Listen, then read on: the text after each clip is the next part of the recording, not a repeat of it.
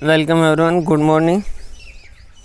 कल के लेक्चर के बाद में बहुत सारे क्वेश्चन है जो पूछ रहे हैं स्टूडेंट, तो सोचा कि एक अलग से वीडियो ही बना देते हैं जिसके अंदर सारे जो आपके अदर देन बुक्स के क्वेश्चन के अलावा जो आपके सारे क्वेश्चन हैं उनको हम क्या करते हैं, सारों को सॉर्ट आउट कर लें।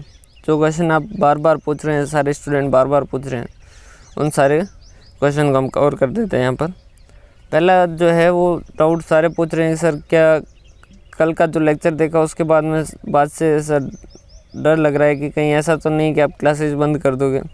नहीं भाई, ऐसा कुछ भी कोई दिक्कत वाली बात नहीं है, क्लासेज कंटिन्यू रहेगी, आपको कोई चिंता करने की ज़रूरत नहीं है। ठीक है, ऐसा कोई टीचर होगा ही नहीं जो अपने स्टूडेंट को बीच में छोड़े, और न मैं छोड़ूंगा, तो आप इस चीज़ की चिंता ना करें। क्लासेज है जो कंटिन्यू रहेगी, सारी क्लासेज जिस तरीके से आ रही वैसे की वैसे आती रहेगी। हाँ, आज की डेट में कोई क्लास नहीं आएगी, बाकी कल से वापस कंटिन्यू आपकी, तो इस चीज़ की कोई चिंता करने की ज़रूरत नहीं। सेकंड क्वेश्चन ज़्यादातर पूछ रहे हैं कि सर एडवांस अकाउंट और एफएम कंप्लीट कब तक करवाओगे, और क्या कंप्लीट करवाओगे, क्या 100% मतलब पूरा कवर होगा क्या? अगर मैंने कहा है कि मैं कंप्लीट करवाऊँगा, इसका मतलब मैं कंप्लीट करवाऊँगा, आप इस बारे में चिंता ना करें। अगर कोई एक्सट्रीम इमरजेंसी सिचुएशन हो जाए, भाई अल्टीमेट तो गॉड है, वो अगर चाहे तो रोक सकता है, बाकी मैं मेरे हिसाब से नहीं रोकूंगा। मतलब मैं मेरे हिसाब से 100% है आपको, और भाई ऐसी एक्सट्रीम सिचुएशन भगवान करे ऐसी कोई आएगी नहीं। ठीक है, तो अपन इन क्लासेस को कंटिन्यू करेंगे। क्या सर एडवांस अकाउंट और एफएम 100% होगी क्या? हाँ, एडवांस अकाउंट और फाइनेंस मैनेजमेंट ये आपको पूरा सिलेबस है जो कवर करेंगे, एक भी टॉपिक है जो नहीं छोड़ेंगे, सारे के सारे टॉपिक है जो कवर करेंगे, इंक्लूडिंग आपके यही हो गए। और आपके जो हम बैंकिंग के अंदर हो सकता है कि फॉर्मेट वाला पार्ट है जो छोड़ दें, बाकी जो कॉन्सेप्ट वाला है वो सारा वो भी कवर कर लेंगे, और हुआ तो फॉर्मेट वाला भी कर ही लेंगे, तो इस बारे में चिंता न करें। आप ज़्यादातर क्वेश्चन पूछते हैं सर कंसोलिडेशन कब आएगा, आ जाएगा, उसकी आप चिंता न करो, वो सारा मेरे पे छोड़ दीजिए, कब किसकी क्लास आनी है वो मैं अपने हिसाब से आपको दे दूंगा, तो आप उस बारे में चिंता ना करें कि सर क्या कंसोलिडेशन आएगा या नहीं आएगा। अगर मैंने कहा है कि एडवांस अकाउंट में करवाऊँगा, मतलब मैं 100% करवाऊँगा। अगर मैंने कहा एफएम मैं करवाऊँगा, इसका मतलब मैं एफएम 100% करवाऊँगा, तो इस बारे में आप चिंता ना करें। फिर उसके बाद में एक क्वेश्चन ज़्यादातर पूछ रहे हैं कि सर समरी नोट्स कैसे बनाएं। तो समरी नोट्स कैसे बनाएं, तो इसके लिए देखो, जो आपकी क्लास नोट्स है उनको आप यूज कर सकते हो। जैसे जो अपन क्लास के अंदर लेक्चर के अंदर जब कॉन्सेप्ट पढ़ते हैं, तब हम जो नोट्स बनाते हैं, मतलब जो लिखते हैं, वही आपके लिए समरी नोट्स का काम करेंगे। समझ आ रही बात? जैसे जब हम कॉन्सेप्ट के बारे में बात करें, ठीक है, तब हम अकाउंटिंग, जैसे तो इन्वेस्टमेंट की अकाउंटिंग लिखी है, कोई क्वेश्चन नहीं कर रहे हैं, सिर्फ हम कॉन्सेप्ट पढ़ रहे हैं, तो वही आपका समरी बुक है। समझ पा रहे बात? तो जो कॉन्सेप्ट है उसको एक साइड में कर दो, उनको लिख दो, तो आपकी क्या हो जाएगी, समरी नोट्स तैयार हो जाएंगे। ठीक है सर, एक क्वेश्चन ज़्यादातर ये भी पूछ रहे हैं कि सर इतने कम आपकी जो वीडियो होती है वो बहुत कम ड्यूरेशन की होती है, जैसे 1 घंटे में आपने क्या कर दिया, या 2.5 घंटे में 2 घंटे में आपने अमाल्गमेशन पूरा चैप्टर कंप्लीट कर दिया, जबकि ये इसका करवाने में टाइम लगता है 6 घंटे, 7 घंटे, 8 घंटे। नॉर्मली अगर कोई भी और फैकल्टी होगी तो वो कम से कम 8-9 घंटे का अमाल्गमेशन का चैप्टर आप है जो से 2-3 घंटे में कवर कर लेते हो। या फिर जैसे और कोई भी टॉपिक है जैसे इन्वेस्टमेंट डिसीजन, तो वो बाकी और कोई फैकल्टी है जो उसमें 6-7 घंटे, 8 घंटे लगेंगे, तो आप उसमें 1.5 घंटे के अंदर या 2 घंटे के अंदर कंप्लीट कर लेते हो। ऐसा किस तरीके से करते हो, और ये इसका पीछे रीज़न क्या, ज़्यादातर ये पूछ रहे हैं। तो इसका देखो, मेरा ऐसा मानना है कि अल्टीमेटली आपको पास करवाओगे सिर्फ आप, मैं आपको पास नहीं करवा सकता, आपको पास करवाओगे आप। इसीलिए मैं सोचता हूँ कि जितना मैं कम टाइम लूँगा उतना आप सेल्फ स्टडी के लिए आपके पास ज़्यादा टाइम बचेगा। अगर सपोज मैंने क्लासेज जो है वो 7-7, 8-8 घंटे अगर इन्वेस्टमेंट की खींच ली, ठीक है, तो अब मेरी बात सुनोगे, लेकिन आप अपना माइंड कब अप्लाई करोगे, आपके पास टाइम बचेगा ही नहीं। इसलिए मैं जो है ट्राई करता हूँ कि कम बोलूँ, लेकिन बहुत ज़्यादा अपनी बात है जो कन्विंस कर पाऊँ, बहुत ज़्यादा अपनी बातें हैं जो आपको बता पाऊँ।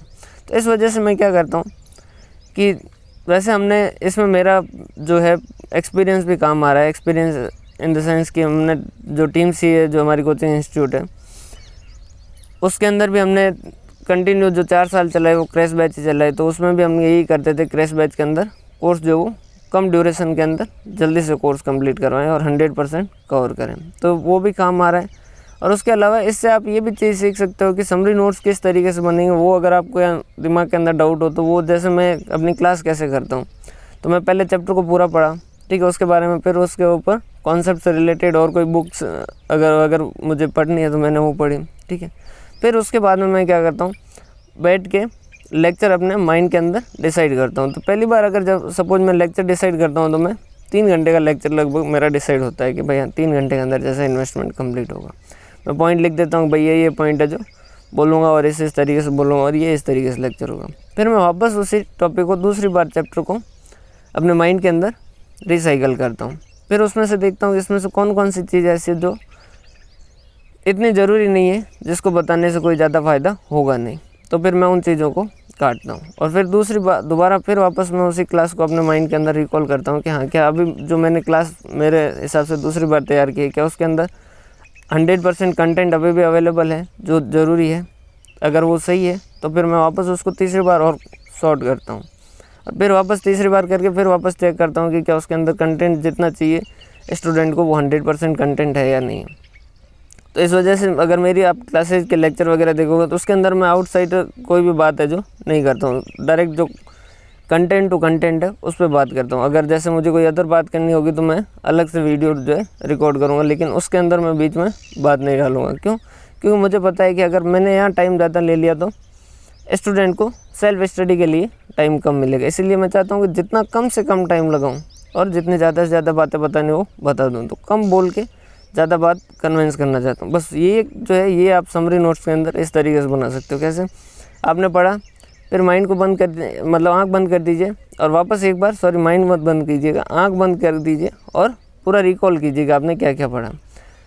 फिर आप उसको अपने माइंड के अंदर एक फॉर्मेट बनाइए कि हाँ इसको किस तरीके से लिखो। फिर उस फॉर्मेट को देखिए, फिर आप उस फॉर्मेट में से अननेसेसरी चीज़ें जो हटाइए, फिर वापस उस फॉर्मेट को देखिए और फिर देखिए और कोई अननेसेसरी चीज़ तो नहीं है, उसको हटा दीजिए और फिर उनको जो बाकी बचे उस सारों को क्या कर दीजिए, राइट डाउन कर दीजिए।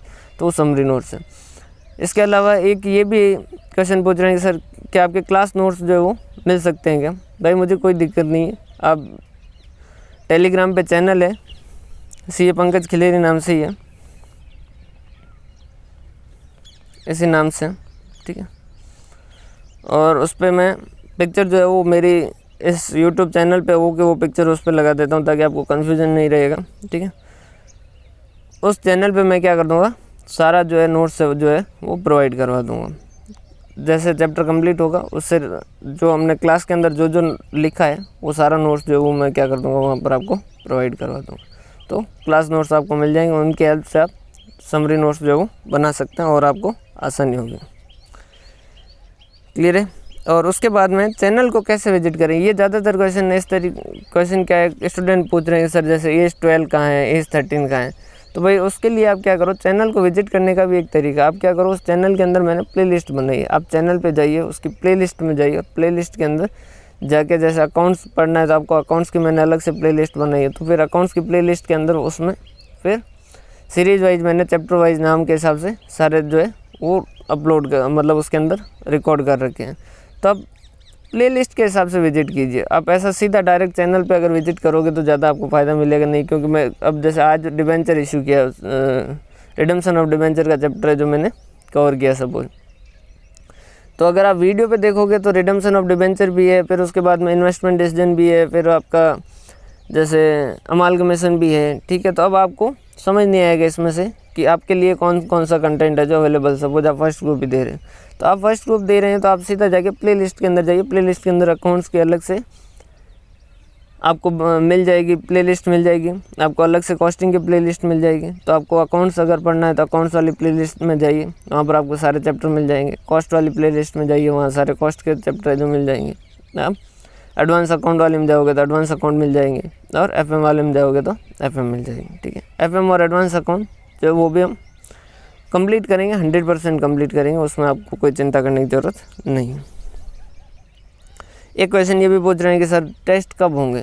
तो टेस्ट के लिए अपन जो है अभी तो एक बार 30 तारीख तक तो क्लासेस चलने देते हैं, 30 अप्रैल तक, फिर उसके बाद में हम मई के अंदर टेस्ट प्लान कर देंगे। पूरा 100 मार्क्स का जो टेस्ट होता है वैसा टेस्ट प्लान कर देंगे। मैं यूट्यूब पे और इस पे टेलीग्राम पे टेस्ट पेपर दे दूँगा, आपको उसे क्या करना है अपने हिसाब से सही तरीके से बिना किसी चीटिंग के आप उसे लिखिएगा, और तो आपको पता चल जाएगा कि आपका कितना सही हो रहा है या नहीं हो रहा है। फिर उसके आंसर भी अपलोड कर देंगे, तो टेस्ट होंगे, आप इसके बारे में चिंता ना करें। सर इसके बाद में आता है कि study material RTP mock test previous year question paper sufficient है क्या सर। देखो, अगर आप स्टडी मटेरियल कर रहे हो, पिछले 5 अटैम्प्ट के क्वेश्चन पेपर कर रहे हो, पिछले 5 अटैम्प्ट के अगर मॉक टेस्ट पेपर कर रहे हो, ठीक है, पिछले 5 अटैम्प्ट के आरटीपी कर रहे हो, मेरे हिसाब से मोर देन सफिशिएंट है। लेकिन फिर भी अगर सपोज किसी स्टूडेंट को लगता है कि भाई मेरे को अभी भी कॉन्फिडेंस नहीं आ रहा है और मैं कुछ और एक्स्ट्रा क्वेश्चन है जो करना चाहता हूँ, और कहाँ से करूँ, और सर आप जो है वो ज़्यादातर ये सीए इंस्टीट्यूट के मटेरियल पे ही इतना फोकस क्यों कर रहे हो, तो देखिए इसके कुछ रीज़न है। एक तो ये है कि भाई स्टूडेंट की ज़्यादातर शिकायत ये रहती है कि सर हमने आंसर तो हमने भी सही लिखा था, लेकिन हमें मार्क्स जो है वो कम मिले। तो उसका मेन रीज़न हो सकता है कि भाई जो एक्चुअल के अंदर ऐसे जो जिनसे चेक करवाती है वो इस टीचिंग फील्ड से तो है नहीं, तो वो तो क्या करेंगे, जैसा आंसर उनको मिलेगा एज इट इज़ वैसा आंसर होगा तो उसको क्या करेंगे, मार्क्स देंगे, और अगर उससे थोड़ा अगर चेंज होगा तो हो सकता है कि मार्क्स काटें। तो मैं चाहता हूँ कि अपने जो प्रैक्टिस हो वो इस तरीके से हो कि अपना आंसर जो है उनका जैसा सजेस्टेड उनके पास मिलता होगा ना, वैसा ही आंसर हो। अब सजेस्टेड जो है वो कौन जारी करेगा, आईसीआई जारी करेगी, समझ आ रही बात। सजेस्टेड आंसर जो वो कौन जारी करने वाली है, आईसीआई जारी करने वाली।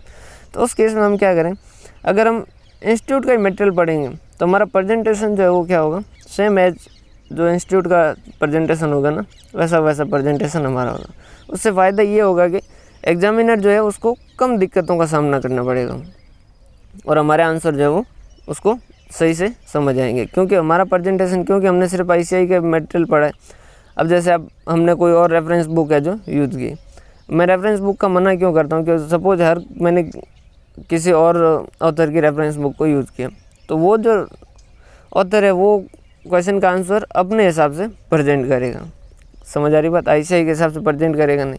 अब मेरा प्रेजेंटेशन अलग है और उसके सजेस्टेड का प्रेजेंटेशन अलग है, तो वो हो सकता है कि इस वजह से मुझे मार्क्स जो वो मेरे कम आ जाएँ। तो उससे अच्छा है कि अपन क्या करें, आईसीआई का मटेरियल ही प्रेफर करें, तो हमारा प्रेजेंटेशन जो वो ऑटोमेटिकली कैसा हो जाएगा, उनके सजेस्टेड के जैसा हो जाएगा, और जिससे हमें उससे क्या मिलेगा, अल्टीमेटली बेनिफिट मिलेगा। और ये हमने इस बारे में हर चीज़ के बारे में रिसर्च किया, हमने जो है क्रैश बैच ही चलाए हैं, और क्रैश बैच के अंदर 5 साल के अंदर हमारा जो एक्सपीरियंस है, 4-4.5 साल का एक्सपीरियंस है, वो यही कहता है कि अगर आप इन पे ज़्यादा फोकस करोगे तो आपके मार्क्स है जो बहुत ज़्यादा अच्छे होंगे अगर आप अदर रेफरेंस बुक वगैरह कुछ यूज़ करते हो उससे, क्योंकि उसको तकलीफ़ कम होगी आगे वाले को चेक करने वाले, क्योंकि सेम है सजेस्टेड के जैसा आंसर मिलता है।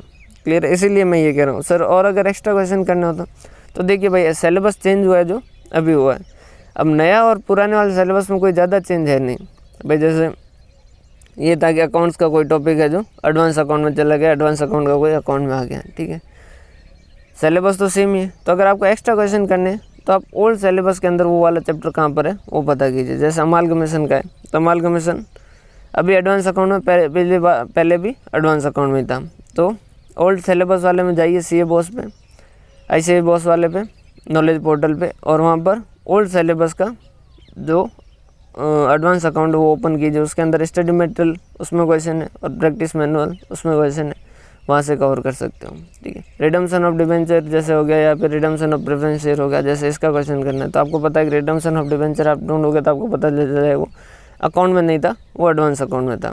अभी अकाउंट्स में पहले एडवांस अकाउंट में था, तो यहाँ से आप गए सीधा एडवांस अकाउंट के अंदर ओल्ड सिलेबस वाले में, और फिर वहाँ से स्टडी मटेरियल और प्रैक्टिस मैनुअल को कवर कर लिया। लेकिन ये आप कब करोगे, कब करना चाहिए आपको, जब आपके पास जो अभी का सब मटेरियल जो है वो आप कंप्लीट कर चुके हो, मतलब कि study material, mock test, RTP और प्रीवियस ईयर के क्वेश्चन पेपर, ये सारे कवर करने के बाद में क्या कर सकते हो, एक्स्ट्रा क्वेश्चन और चाहिए तो आप वहाँ जा सकते हो और वहाँ से आप कर सकते हो। लेकिन रेफरेंस बुक मेरे हिसाब से आप यूज़ ना करें, उसकी जगह आप इनको यूज़ करें, तो आपको एक्स्ट्रा क्वेश्चन भी मिल जाएंगे और आपको ये भी पता चल जाएगा कि कुछ क्वेश्चन है जो क्या है हर जगह रिपीट हो रहे हैं, तो आपको पता चल जाएगा हाँ ये क्वेश्चन अच्छा ये हर जगह रिपीट हो रहा है और इसके आने के चांसेस बढ़ जाएंगे। तो वो अगर क्वेश्चन आप ज़्यादा बार देखोगे तो अपने आप से आपको क्या हो जाएगा, पूरा माइंड के अंदर आ जाएगा।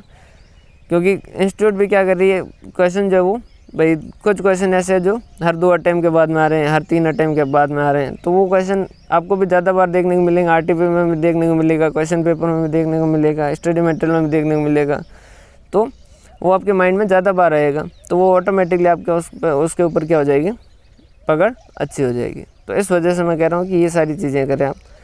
5 अटैम्प्ट के मॉक टेस्ट, 5 अटैम्प्ट के आरटीपी, 5 अटैम्प्ट के प्रीवियस ईयर के क्वेश्चन पेपर। मॉक टेस्ट तो वैसे सॉरी एक ही अवेलेबल है, जितना अवेलेबल है वो मॉक टेस्ट कर लीजिए, बाकी आरटीपी और क्वेश्चन पेपर 5-5 अटैम्प्ट के कर लीजिए। और ये करने के बाद में अगर आपके फिर पास और टाइम बचता है तो फिर उसके बाद में आप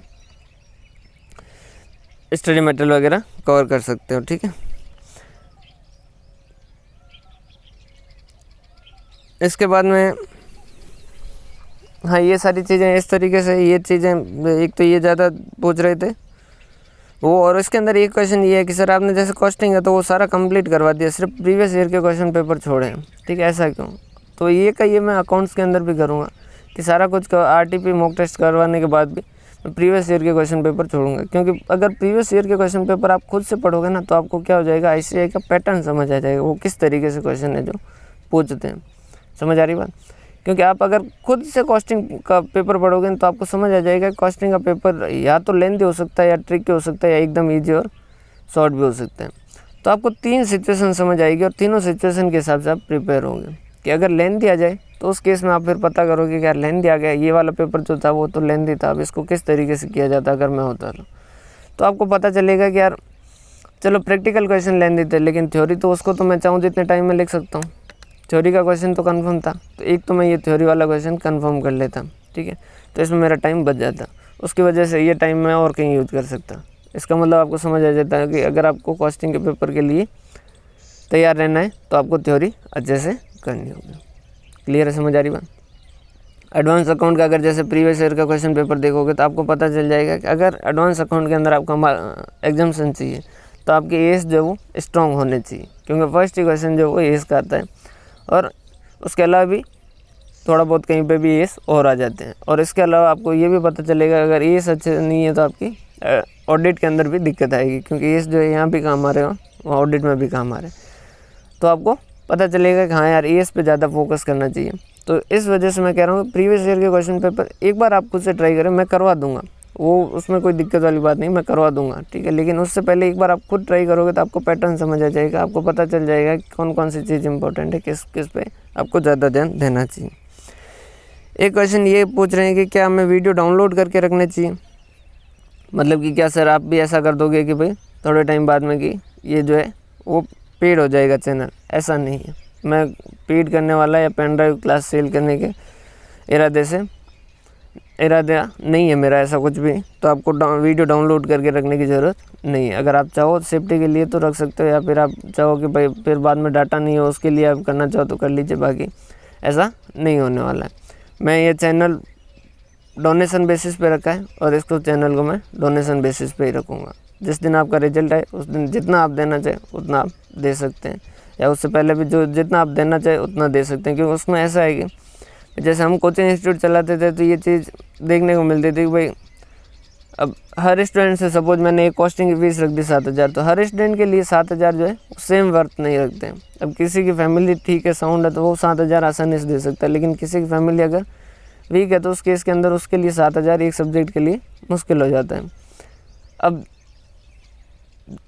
ये दिक्कत वाली बात है कि भाई आप एजुकेशन दे रहे हैं और वहाँ पर भी वो स्टूडेंट का ज़बरदस्ती पैसा लिया जा रहा है, और उसमें तो वैसे मैं टीचर को भी गलत नहीं मानता, उनको भी भाई उनका भी घर है, परिवार है, तो वो भी अपने हिसाब से कमाई उनको भी करनी पड़ेगी, तो वो सारी चीज़ें। लेकिन यहाँ ऐसा है कि भाई यहाँ हम एक काम कर सकते हैं, भाई स्केल पे जा सकते हैं कि वहाँ स्टूडेंट अगर सपोज 100 ही मिल सकते हैं तो यहाँ पर अपन स्टूडेंट जो है वो 10,000 20,000 तक भी जा सकते हैं। तो उनसे अगर पैसा थोड़ा थोड़ा भी लें, सपोज अभी जैसे 300-400 स्टूडेंट हो तो उनसे अगर मैं थोड़ा थोड़ा पैसा लूँ तो भी मेरा काम है जो बन जाए। जैसे अभी तो सपोज 100 स्टूडेंट ही है जो कंटिन्यूसली वाच कर रहे हैं, ठीक है, लेकिन उनसे अगर मैं थोड़ा थोड़ा लूँ तो भी काम चल जाएगा। फिर उसमें ऐसा है कि मैं रेस्ट्रिक्शन रखूँगा तो फिर वो मतलब नहीं होगा। इस वजह से मैं इस चैनल को डोनेशन के हिसाब से ही रखूँगा, जितना आप डोनेट करना चाहें उतना आप डोनेट कर दीजिएगा, ताकि अपन इस क्लास को मैं आगे और कंटिन्यू कर सकूँ और आगे और फैसिलिटी ला सकूँ। भाई जैसे कि अभी रिकॉर्ड करके फिर अपलोड कर रहा हूँ। फिर अगर थोड़ा फंड जनरेट होगा तो फिर लाइव पे चले जाएंगे, भाई यहाँ लाइव क्लासेज चलेगी, और वो भी डोनेशन बेसिस पे। तो आपको डाउनलोड करके रखने की ज़रूरत नहीं है, ना पेन ड्राइव वाला कोई इरादा है, ना इसको चैनल को कंपलसरी पेड चैनल करने का भी कोई इरादा नहीं है। इसको हम डोनेशन बेसिस पे ही रखेंगे, तो आपको डाउनलोड करके रखने की ज़रूरत नहीं है। सर लॉ, टैक्सेशन, ऑडिट वगैरह इनकी क्लास आप ले सकते हो क्या? भाई ये मेरे सब्जेक्ट नहीं है और ना मैंने इनको पढ़ा है, तो मैं इनकी क्लासेस तो नहीं ले सकता। हाँ ज़रूर, मैं बात कर रहा हूँ कुछ जो मेरे फ्रेंड हैं जो मेरे साथ टीम सीए में थे, तो उनसे मैं बात कर रहा हूँ कि वो भी मेरे साथ जुड़े। अब देखते हैं कि क्या होता है। अगर जुड़ जाते हैं तो उनसे भी मैं इसी बेसिस पे लेके आऊँगा उनको कि भाई डोनेशन बेसिस पे आप रखिए, और उनका चैनल का लिंक दे दूँगा और उनसे क्लास रिकॉर्ड करवा के उनको क्लासेस प्रोवाइड करवाने की कोशिश करूँगा। अभी मैं कंफर्म नहीं कह सकता, बात चल रही है मेरी, लेकिन अभी तक बात ही चल रही है। अगर हुआ तो मैं बहुत जल्द से जल्द इसकी कोशिश करूँगा कि ये सब्जेक्ट के टीचर भी आपके पास अवेलेबल करवाए जा सके, लेकिन अभी मैं कंफर्म नहीं कह सकता। तो आप अभी मेरे भरोसे पे मत रहिएगा, मैं प्रॉमिस नहीं कर सकता। हाँ मैं कोशिश ज़रूर कर रहा हूँ, ठीक है। क्या होता है अभी लॉकडाउन खुलने के बाद की सिचुएशन है, क्योंकि अभी तो जैसे मेरे पास तो रिसोर्सेज थे, मैं तो पहले से सोच के बैठा था कि भाई हम मुझे ये चीज़ें करनी है, तो मैं पहले से प्रिपेयर था।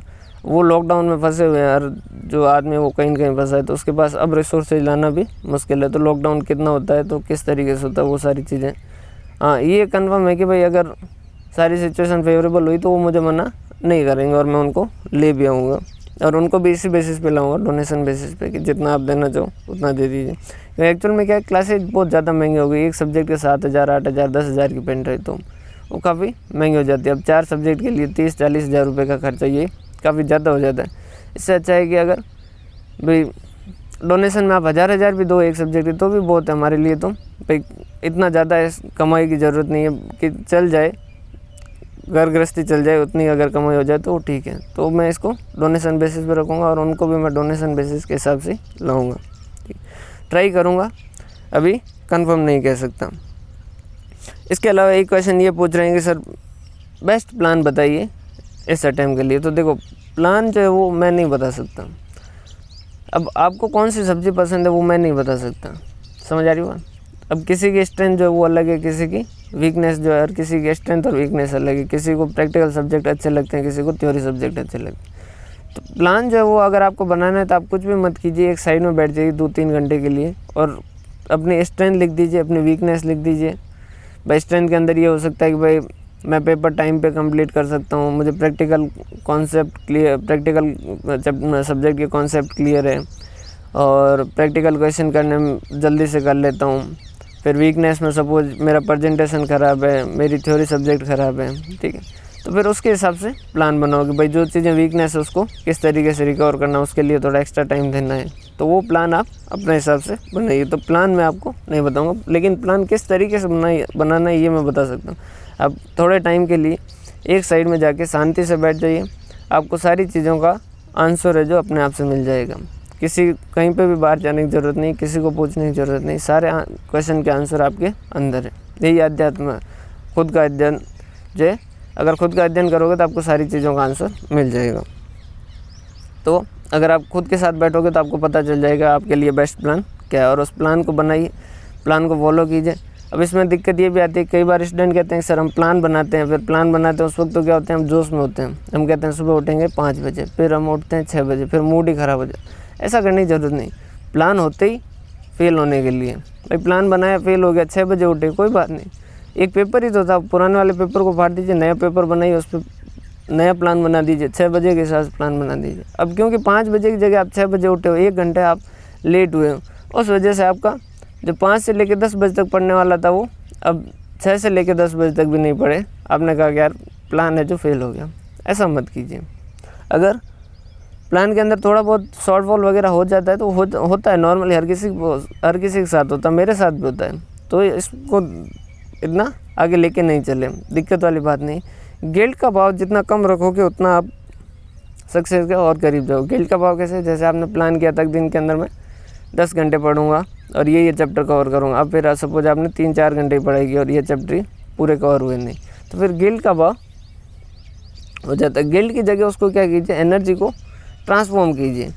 उसको जो आपका खुद के ऊपर जो गिल्ट है उसको क्या कीजिए, ट्रांसफॉर्म कीजिए कि भाई हाँ मैं इसकी जगह कल जो है वो एक्स्ट्रा मेहनत करूँगा, ठीक है। और कल पे जाइए ही मत कि भाई 3 घंटे, मैं 10 घंटे की जगह 3 घंटे ही पढ़ा, ठीक है, अभी मैं बर्बाद कर चुका हूँ बाकी के 7 घंटे, कोई बात नहीं, अभी रात को मैं सोऊंगा ही नहीं जब तक मैं मेरा ये चैप्टर जो कंप्लीट नहीं करूँगा। तो ये क्या है, एनर्जी का ट्रांसफॉर्मेशन है। अगर ये एनर्जी का ट्रांसफॉर्मेशन सीख गया तो फिर आपको दिक्कत कभी आएगी भी नहीं, आपको लाइफ के अंदर कभी दिक्कत नहीं आएगी अगर आप एनर्जी का ट्रांसफॉर्मेशन सीख गए। एक्चुअल में हिंदुइज्म में जो है शिव जी के जो पास में नाग जो है सांप है वो इसीलिए था, वो ट्रांसफॉर्मेशन का साइन है कि भाई सांप जो है वो जहर को मणि में कन्वर्ट कर सकता है, मतलब कि दुनिया की वर्स्ट चीज़ को वो दुनिया की सबसे बेस्ट चीज़ में कन्वर्ट कर सकता है, ये ट्रांसफॉर्मेशन है। तो आप अपनी गुस्से को, अपने ज़िद को, इनको भी क्या कर सकते हो, यूज़ कर सकते हो। मेरे हिसाब से दुनिया में अगर कोई आदमी ज़िद्दी नहीं है तो वो कुछ भी नहीं कर सकता, और पूरी दुनिया के अंदर ये कहा जाता है कि भाई ज़िद जो है वो बेकार चीज़। आपको आना चाहिए इन चीज़ों को यूज़ करना। तो अगर आप अपनी ज़िद को यूज़ करोगे तो वो आपके लिए क्या हो जाएगी, बेनिफिशियल हो जाएगी। ज़िद आपने कर ली कि भाई जैसे कि क्यों मैं ऐसा ही क्यों सोच रहा हूँ कि पास ही होऊंगा, मैं ज़िद करके बैठ गया, मेरी ज़िद है कि मैं कॉस्टिंग के अंदर 90 से ऊपर लेके आऊँगा। तो ये ज़िद, अब ज़िद है भी स्ट्रॉन्ग ज़िद कि भाई ये काम भी डिफ़िकल्ट है, ठीक है, तो और चैलेंज भी बहुत बड़ा है, तो उसके लिए मुझे मोटिवेशन हमेशा मिलता रहेगा, समझ आ रही बात, और फिर मैं उसके लिए और अच्छे से मेहनत करूँगा। तो ज़िद और इनको भी क्या कर सकते हो आप, यूज़ कर सकते हो, और इनको यूज़ कीजिए, और उसके हिसाब से आपका बेस्ट प्लान वगैरह जो भी है वो बनाइए, और डेली दिन के अंदर 5-10 मिनट खुद को दें, और उस टाइम के अंदर सिर्फ आप खुद से इतना पूछें कि आज मैंने कितना टाइम वेस्ट किया, सिर्फ इतना क्वेश्चन पूछें। रात को सोते वक्त आप सिर्फ खुद से एक ही क्वेश्चन पूछें कि आज मैंने कितना टाइम वेस्ट किया।